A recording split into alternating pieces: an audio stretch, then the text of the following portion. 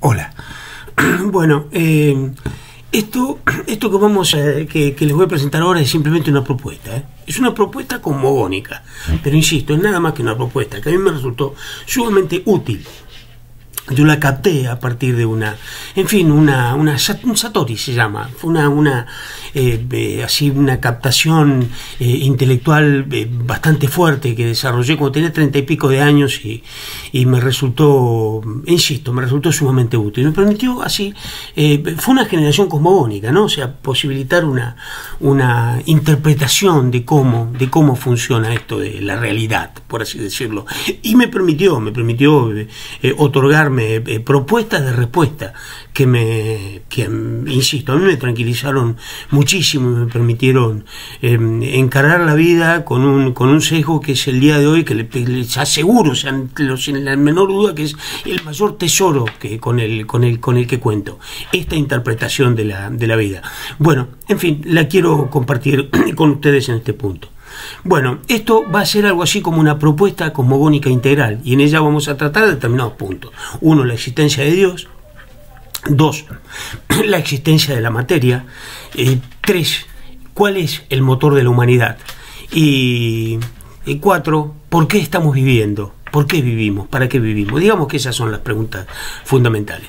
Lo primero que vamos a hacer, y vamos a utilizar este primer video para eso, es para hacer un pequeño cuentito, porque es un cuentito en definitiva, donde de allí surge ese marco cosmogónico del cual les estoy comentando. Pues bien, a eso vamos. En el inicio lo único que existía era Dios. En realidad, lo único que sigue existiendo es Dios. Lo único que sigue existiendo es Dios. Dios, en el momento en el cual les estoy hablando, el momento del cual les estoy hablando, en ese momento Dios percibió un estado de aburrimiento. En un momento de la existencia percibe un estado de aburrimiento. Dios, que estaba solo, absolutamente solo, de pronto percibe que está aburrido. Entonces, como está aburrido, dice, bueno, voy a hacer algo para dejar de estar aburrido. Y entonces lo que hace es, Dios lo que es una esfera constituida por átomos divinos. Entonces lo que hace, saca algunos átomos y les da entidad propia. Es así genera los ángeles. ¿Estamos? Así generan los ángeles. Los ángeles son estructuras espirituales, cada una de ellas compone, en definitiva, es la personificación de un átomo divino, que en definitiva pertenece a Dios, o sea que sigue existiendo, Dios sigue siendo lo único que existe. Pues bien, Dios estuvo bastante bien al principio, en fin, rodeado de ángeles que compartían con él la existencia, y bueno, estaba bastante bien, hasta que en un momento se dio cuenta que se seguía aburriendo. Entonces, ¿cómo se seguía aburriendo? Dijo, bueno, yo voy a tener que hacer algo acá como para verdaderamente dar una solución plena al tema. Entonces lo que tengo que crear es un juego, y ahí decide crear el juego divino. Pero se da cuenta de que para poder ejecutar ese juego necesitaba de la existencia de algo como ficha, como pieza para ejecutar el mismo. Y así fue cuando decide crear al hombre.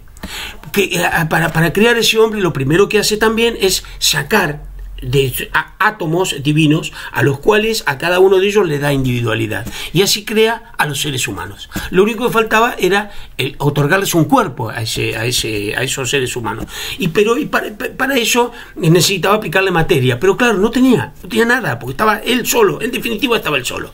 Pero dice, bueno, pero soy yo y la nada, pero yo tengo potencia infinita, yo tengo poder infinito para hacer lo que quiera. Pues bien, entonces lo que hizo, tomó un pedacito de nada, lo tocó, y así fue como creó una cantidad de materia y una cantidad de antimateria. Seguía sin existir nada, porque en realidad la cantidad de materia con la cantidad de antimateria es la misma, y si se juntan, desaparece y se reconstruye la nada, que más o menos así es. Actualmente en un laboratorio se puede contrastar el hecho. O sea que en definitiva existía una igual cantidad de materia y una idéntica de antimateria, lo cual en definitiva seguía existiendo la nada, porque la suma de las dos era la nada. Pues bien, lo que hace Dios en el ámbito de la materia, solamente de la materia, no de la antimateria, sino de la materia, toma elementos y genera un cuerpo y se lo otorga al ser humano. Entonces el ser humano ya tenía cuerpo, ya fue un paso adelante enorme. Pero además, junto con la materia, él lo que crea es la fuerza de gravedad. Y con la fuerza de gravedad genera el elemento justificador de todas las cosas. Con esa fuerza de gravedad hacía que el ser humano estuviera sometido de manera permanente a la fuerza de gravedad. Cada una de las acciones que ejecutara, que involucraran su propio cuerpo, necesariamente estaba afectado por la fuerza de gravedad. Entonces, como estaba permanentemente afectado por la fuerza de gravedad, resultaba ser que tenía grandes condicionantes. ¿Por qué? Porque el ser humano, para todo, por ejemplo, para poder levantarse así, tenía que gastar fuerza, tenía que gastar fuerza, tenía que gastar energía. ¿Por qué? Para superar la fuerza de gravedad. Todos los cuerpos tienden a estar en el plano de mínima energía potencial. Eso es una cuestión de ingeniería. Bueno, en definitiva, para poder superar ese plano de mínima energía potencial es que uno gasta energías.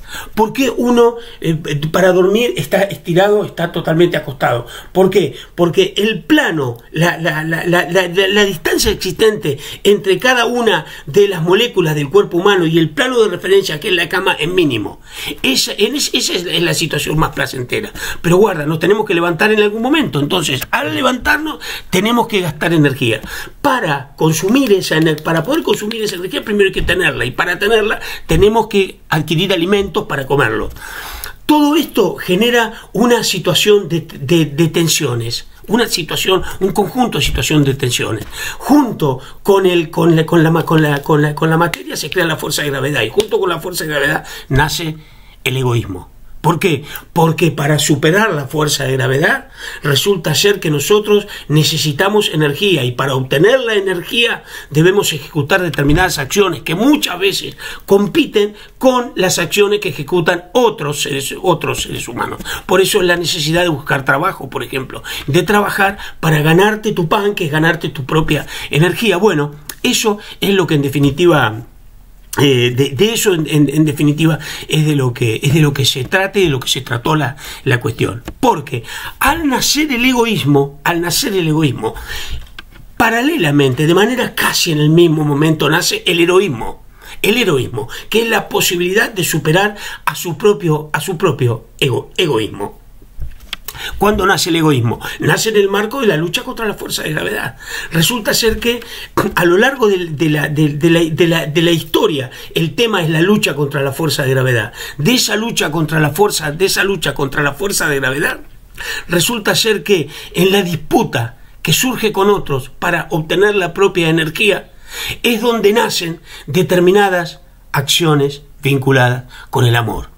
Y es el amor lo que prima cuando, frente a una oportunidad de trabajo y la competencia me la hace una persona que tiene cargas familiares mayores que las mías, digo no, está bien, anda, quédate vos con el trabajo. Eso es el amor.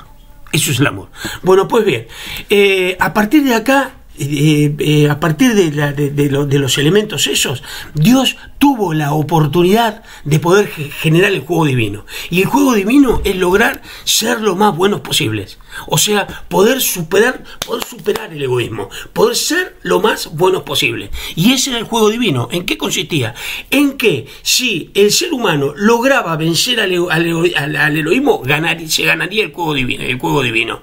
Si no lograba hacerlo, se lo perdería. Vale decir, si en un momento determinado de la existencia de la vida en general, por ejemplo, en el momento del juicio final, por decirlo, por hacer una traslación de un planteo eminentemente cristiano, si en ese momento del juicio final lo que estamos definiendo es qué es lo que, o sea, cómo ha venido la cuestión, y si hemos ganado o no, si no hemos ganado, o sea, si el heroísmo le ha ganado al egoísmo, si ha triunfado el amor, pues bien, las cosas seguirán y podrá continuar